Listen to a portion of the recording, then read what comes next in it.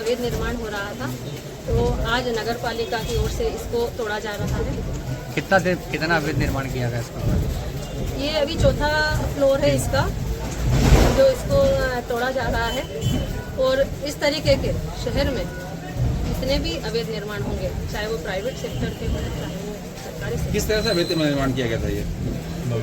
जी, ये इसमें इन्होंने क्या परमिशन ले ली थी कि हम इतना माला बनाएंगे, और बिना परमिशन के ये बनाते जा रहे हैं। कितना पुराना प्रकरण है ये? लगभग 10 साल पुराना प्रकरण होगा ये।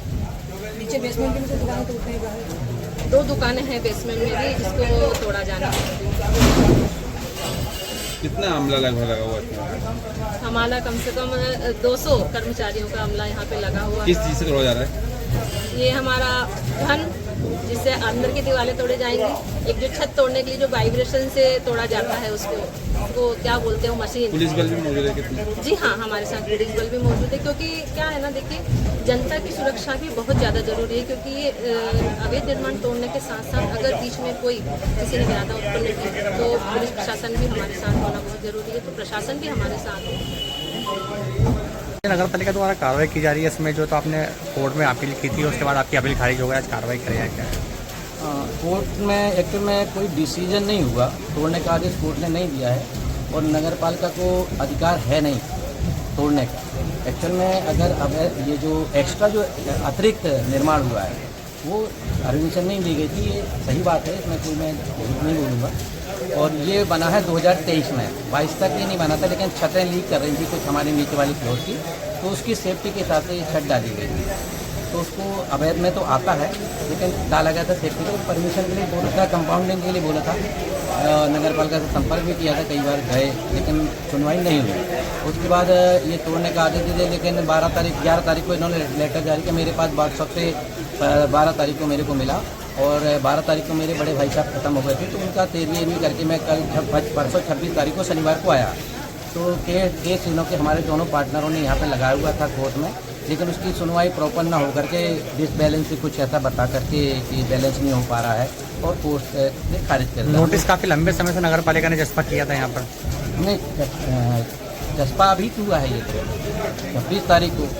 उसमें जो साइन किए गए सीएमओ के साइन है नहीं, सीएमओ उस दिन छुट्टी पे थे, फर्जी साइन किए गए किसी के।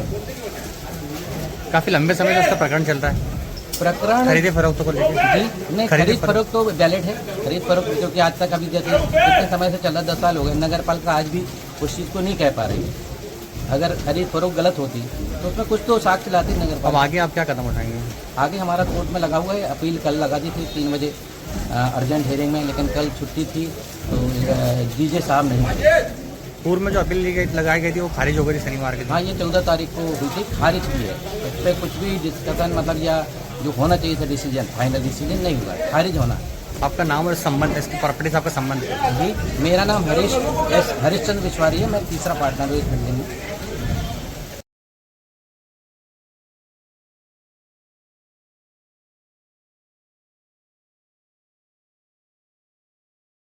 शहर के मध्य में स्थित तिलक भवन की सबसे ऊपरी मंजिल जो थी बिना परमिशन की थी, जिनको हमने नोटिस दिया था 15 दिन में, जिनकी जो म्याद है वो शनिवार को पूरी हो चुकी है। ये फ्लोर है, सबसे टॉप फ्लोर, ये लगभग 234 स्क्वायर मीटर का अवैध था। इसको हटाने की कार्रवाई की जा रही है आज।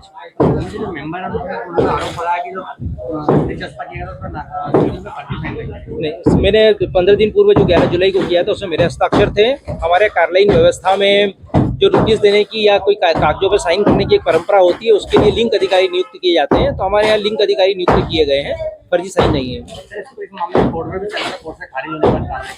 हाँ, कोर्ट में भी इन्होंने संबंधितों के द्वारा कोर्ट में भी रिलीफ मांगा गया था, लेकिन कोर्ट ने भी जब तथ्यों का परीक्षण किया तो उसमें कोर्ट में चलने लायक नहीं बताया गया और उन्होंने इसको अवैध निर्माण उसको माना है, तो इसलिए इसको हटाने की आज कार्रवाई की जा रही है। कोर्ट ने दावा खारिज किया है, कोर्ट ने तोड़ने के आदेश नहीं दिए। तोड़ने के लिए तो हमने नोटिस जारी किया था, उस नोटिस पर हम कार्रवाई कर रहे हैं। उस नोटिस का उन्होंने संज्ञान में नहीं लिया उसको। नहीं, प्रशमन शुल्क के भी नियम होते हैं कि यदि आपके जो बिल्डिंग परमिशन होती है उसके अतिरिक्त 10% निर्माण यदि अधिक होता है तो ही उस पर कंपाउंडिंग हो सकती है। उसके अतिरिक्त यदि इस प्रकार का अतिक्रमण है तो उसके ऑनर को उसको अतिरिक्त को तोड़ना पड़ेगा और जो नियमानुसार 10% अधिक है उसका प्रशमन किया जा सकता है। इसमें हमारे साथ तहसीलदार साहब भी थे, प्रशासन की ओर से, पुलिस की ओर से टीआई साहब और पूरा पुलिस बल लगा हुआ है, नगर पालिका की पूरी टीम लगी हुई है।